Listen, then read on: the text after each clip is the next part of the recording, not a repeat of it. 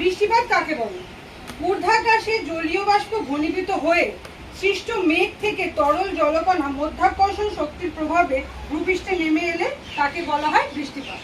বৃষ্টিপাতের তিন ভাগ: পরিচলন বৃষ্টি, শৈলক্ষেপ বৃষ্টি ও ঘূর্ণ বৃষ্টি। পরিচলন বৃষ্টি, শৈলক্ষেপ বৃষ্টি আর ঘূর্ণ বৃষ্টি।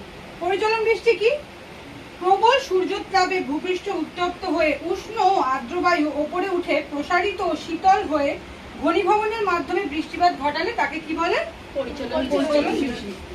আর কি? শৈলক্ষেপ বৃষ্টি। জলীয় বাষ্পপূর্ণ বায়ু ভূপৃষ্ঠের ওপর দিয়ে প্রবাহিত হওয়ার সময় উঁচু পর্বত বা মালভূমিতে ধাক্কা খেয়ে আরো ওপরে উঠে যায়, তার প্রভাবে যে বৃষ্টিপাত হয় তাকে কি বলে? শৈলক্ষেপ বৃষ্টি।